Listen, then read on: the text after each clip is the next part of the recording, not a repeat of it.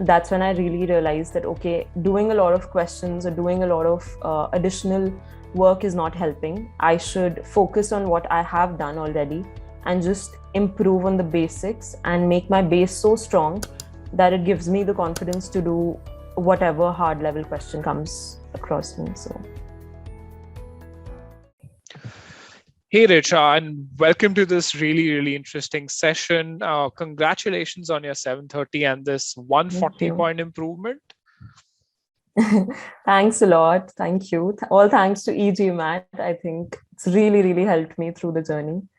Much too kind. You're much too kind. In fact, I've been seeing so many quant success stories lately, and I don't know if it's by chance or what. I mean, we've launched a new quant course, and we've been seeing tons and tons more. But your Q38 to Q50 is, again, Q50 on the GMAT now is phenomenal, because the GMAT has also gotten a little harder, and we'll of course talk about. But Q38 to Q50 is a phenomenal amount of improvement. So Exactly. let's talk about you getting a 590 on our mock, and before you took our mock, you had gotten that 640 on the official mock as well. How did that make you feel, and how did you kind of fight back from that 590 to get into the course? Yeah. So when I took the official GMAT mock, I got a 640 in that. And that's when I had tried out, studying from the OG, studying from a mega thread of GMAT Club, just studying all the concepts from wherever I could. And I was not able to understand that. I was sort of understanding that my basics are not clear and I need something more, something even from more scratch. And that's when I was attending the e-GMAT webinars, and I realized that, okay, this is something that will probably work for me. Yeah. Because as you said, that e-GMAT really starts from scratch, like from the very basic. And that's when I reached out, and they told me to do a mock, which is the Sigma X mock of e-GMAT. And I got a 590 in that. So that's when I was really taken aback, because I was like, okay, after studying all of this, I have kind of gone back with my score. So I've fallen back, and I was like, how is this possible? And I got really demotivated for a second. But that's when I realized that, you have to kind of get back and you have to do it. There's no other choice. If you have decided that this is the journey you want to be on, and you being a manager, and if you want to get to that level, you can't be deterred by these challenges. So you have to think of the long term picture. And that's when I thought that, okay, I have to get this done, there's no other way, so I'll start from scratch again. It's fine wherever I start. And that's when I started with the course. Thankfully, it was like really basic, especially like the maths fundamental basics course, and the number properties course. So I started from scratch, and I went slow. I wasn't very hard on myself. I gave myself time to understand things really deeply. And that's when, I also went through the entire course rather than just skipping through topics I thought I knew. I was like, no, I want to know why we came to this conclusion in this topic. So I really went deep into the course, and I think that really worked for me. Yeah, I think let's talk more about that, right? Let's talk more about the course now, and of course, your way of studying the course as well. Or there's both these aspects. So how I approached it was, of course, there's a diagnostic in the beginning of each course, and that kind of guides you through which topics you have to do and which ones you have to skip. So even in the topics that I was getting like an 80% in the diagnostic or a 90%, I still wanted to go through the entire course, even though just go through it quickly. But I wanted to know that, am I getting it for the right reasons? Do I actually know the concept? So I went through the entire course irrespective of the diagnostic. Actually, in some of the cases, I even started off with the concept file directly, where I knew that, okay, this is a topic I don't know at all. Like, for example, absolute values, or inequalities. So I just started from the concept file, and I did it end to end. I went really deep into the course. And my focus was actually to just make my concepts so clear that it gives me that kind of confidence to face any question, so that I don't feel that, okay, I don't have knowledge of this topic. I don't feel that I've missed out on something. And I think that's something I was feeling after doing the other courses or the other sort of, material that I've read. I felt that, okay, they have not covered every topic. And because e-GMAT topics were so plainly and simply explained, it kind of gave me the confidence that, okay, I don't need to know anything more than this to solve any level of question. So even if like there's a question on remainders, or like, which is supposedly, a little complex of a topic, Yeah. I knew that, okay, this is the simplest concept, and applying this, I can solve any level of question. So I think structure wise, I approached it completely. I gave it as much time as I could. I did all the questions that there were, and I made very, very detailed notes. That was one thing which really helped me towards the end, because then I didn't have to go back and do the course again to revise. I could just, and after 3-4 months of studying, you sort of don't remember everything, but that's when your notes will really help. So I made very extensive notes on the things that I didn't know particularly, and the things which I knew, but I thought that, okay, I should probably note this down. And then in the last 3 weeks, I revised those notes again and again, and that really, really worked for me. Got it. So that's how I approached the quant course particularly. So I want to jump a little deeper, because quant, I know a lot of people struggle with this, especially note taking with quant, right? Because how would you take notes for quant? Is it because we don't have formula and we Right. don't teach that way? So how did you create notes for quant using the course then? So for example, there is a particular question. So I would write down that, okay, these types of questions, this is the methodology for this type of question. And if you see in the course itself, the same question is sort of repeated in a different way in multiple files, especially in the diagnostic and the last quiz. So that's when I know that, okay, this type of question I have to do that way. So I used to make a note of that okay, if it's say like in geometry, if it's a cube inside a cuboid question, you need to know that, okay, this is going to be the radius and this is going to be the side, and all questions will be solved just using that. So you don't need anything else. So those kind of notes, and of course, like whatever formulae were there, I used to note them down. But more importantly was the approach. Like say if you say you talk about even odd. So we know that all even odd questions can be solved using just two three topics of knowledge. True. That that, okay, this is the exponential thing. That's all you need to know to solve all kinds of questions.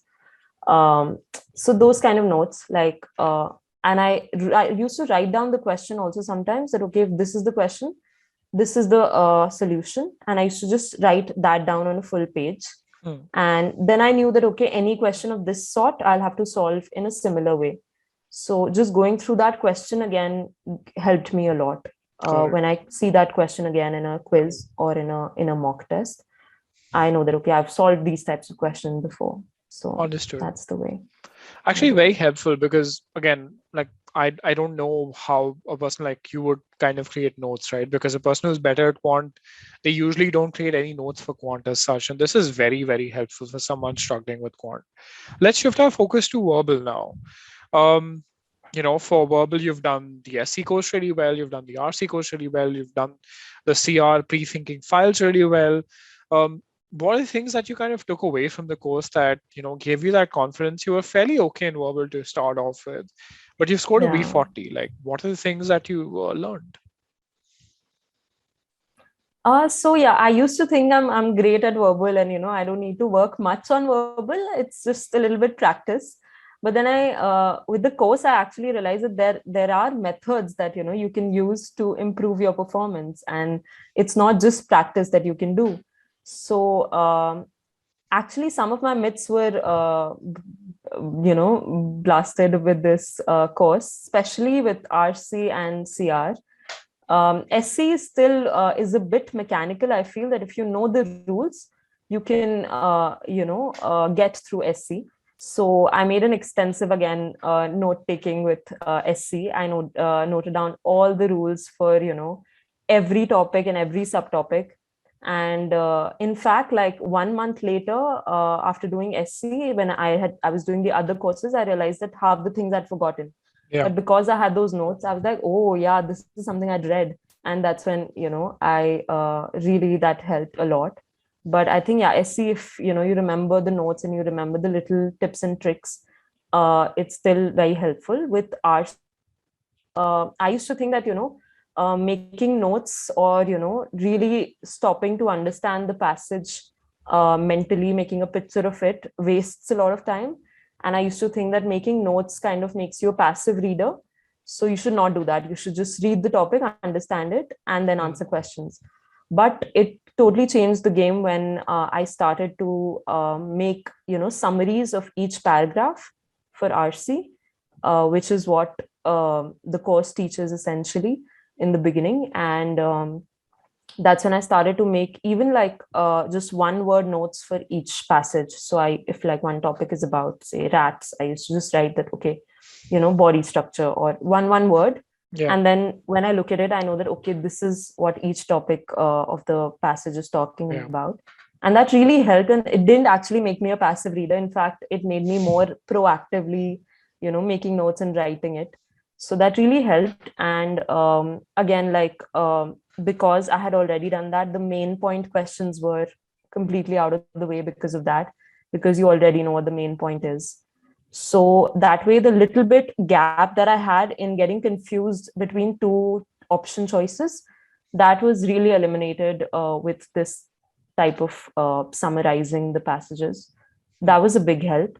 In CR again, so why I didn't complete the end section of the course was that I kind of realized that, okay, this is, something I can get a grasp of just by doing the pre-thinking files. And again, like, pre-thinking helped a lot. So one of the things I didn't do before this was that I just used to read it like I read a normal sentence, make sense of it like we do make sense of news or any other article, and then just read the choices. But we never try to like answer the question in our own heads before answering the choices. So before looking at the choices, that is something that again helped me eliminate completely the confusion between two option choices and really gave me that higher level accuracy. So these are two things that really helped me with RC and CR. Got it. Very helpful. And I think going into the next part of this interview, we're going to talk about how you didn't practice a lot of questions. You just did about 300 questions on Scholarium for Verbal, 200 or so in Quant. And you did basically cementing, right? You cemented what you knew and you didn't go overboard with the question. So I want to understand what were you doing while practicing questions? What did you do right after the quiz? How did you kind of review a question, so on and so forth? Okay. So I mean, first of all, I realized that it's not always necessary to sort of go with what other people are doing. Earlier, I used to get really affected by, especially, those 700 plus 750 level questions that people are doing, or they're posting on multiple platforms and they're using some complex technique to solve them, and, get really affected. Oh, I don't know this method. But then after doing the whole course, I kind of got the confidence that, okay, I can solve this question using a simpler technique also. And that's when I realized that I need to double down my energy on focusing on what I already know and just brushing up my basics. So first of all, before doing a cementing quiz, what I did was, if I felt that, okay, maybe I did this topic long back and I don't remember, I used to do the diagnostic and the GMAT quiz again from that topic. Say if it's even odd, I just used to do the quiz. So those are 15-minute quizzes. It doesn't take much time. And it helps you completely revise the entire topic because pretty much covers everything. So I used to do that. I used to go through my notes of just that topic, which was, say, like 5 pages. So I should give myself those, half an hour, 45 minutes to just brush up the topic. Then if I'm doing, say, a cementing quiz or any other quiz, I used to prefer putting it on a standard timer towards the later days, Yeah. because that also helps you with the timing practice, and it actually tells you that if you're able to solve a question because you have so much time, or because your concepts are actually clear. Yeah. So that's what I did. I did the whole quiz, and then I used to give myself good 1 hour to review the entire quiz. And again, like I had made like separate bundles for each quiz. So if I have number properties, I have these 6 bundles of easy, medium, so 3 easy and 3 Yeah. medium, medium and hard quizzes. And I used to like have separate bundles that, okay, I know that easy quiz 1, I know that I have to go through this bundle. Yeah. And when I review the quiz, I used to obviously go through every question, and I used to divide it into buckets. So even the pages of my notes were like, timing is one thing. So I know that some questions I cannot do no matter how much time I'm True. given. So that is a conceptual gap, of course. So that's when I need to see that, okay, this is something that, is it covered in the practice files? Do I need to redo maybe more of this practice file? So that was a conceptual gap. Some questions I knew that I could do. It was just the timing issue that maybe towards the end I lost it, or maybe I just didn't give it enough time. Another thing which is very, very prominent with me was actually that there were a lot of questions where I just had some silly mistake because I didn't pay enough attention to the question. And that used to immediately correct itself if I was at my 100% focus. So if I'm making like like while doing the question, if I'm noting down every given thing, so like if it's given that x is greater than 0, and I have not written that down on my paper while solving, I know that that's going to bite me in the answer choices later on. So with that 100% focus, if I was doing the question, it was really coming out to be correct in the same amount of time. When I was doing it, say, at a 90% focus. So that was something that I really was determined to work on. And during the exam, I promised myself that, okay, I'm going to do every question with 100% attention, no matter how tough the question is. So I think it's very, very important to write down all the given circumstances in the question, and in the even in the answer choices, to sort of recheck that with your given statement. Got it. So that's something I did. And then again, like during my revision, I went through the error log again in detail. Some things I kind of after going through the error log once or twice, I knew that, okay, these are the things now I don't need to do again. Yeah. Because I know that, okay, this is a pattern and I worked on this. So, okay, over this, but there were some things I was still weak at and I was making the same mistakes. So those are the things that I kept doing. And so I went through my error log at least three, 4 times before the exam. And that really, really helped me. Got So it. that's how I was actually going to Yeah. ask you the next question that, what are the few key things that you did going into the last week before your test? So one thing was, of course, like I started doing mocks because that's what everybody does. And very soon I actually realized that, so I started doing mocks towards the last month. I thought that I'll do like 2 mocks a week. Yeah. And I started off with that. But I realized that I get this, mental block seeing the score that I'm getting. And that really affects me psychologically. And this is something that I feel not a lot of people talk about, that your mindset while going into the exam and while preparing for it is a very, very big determinant in whether you'll succeed or not. So I felt that it was really important to have a very positive mindset and actually believe in yourself, just before the test, before the actual exam, and also while preparing. If you feel that you're not getting the score that you want, you can't just give up and stop there and probably just postpone your test and feel that you're not ready, so I should keep postponing my test until I get the perfect score. I feel that that is something that I am glad I didn't do, because a lot of people end up in that loop that they keep postponing until they get the score. Yeah. And then it's like this never ending thing. So that's something actually my brother told me, that don't just be so underconfident. That you've studied well, your concepts are clear, so it's probably just the mocks that are scaring you a lot. Yeah. So rather focus on something which you can work on. So instead of, in fact, doing mocks, I used to stack up quizzes one after the other. So say if you do like 6 quizzes, that's like 60 questions. So that's one section of the whole test. Yeah. And it will not give you the score in the end, but it will be exactly like a mock environment. True. With timing.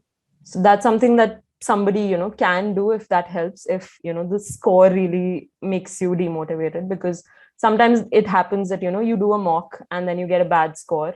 And then you get so motivated, you're not demotivated, you're not able to study for the rest of the day. Yeah. And I think that's something which shouldn't be wasting our time, and we're especially in the last lap of our prep. So I feel that was a mindset is a very, very big thing, and you should not self-reject yourself just because you're not getting where you want to be.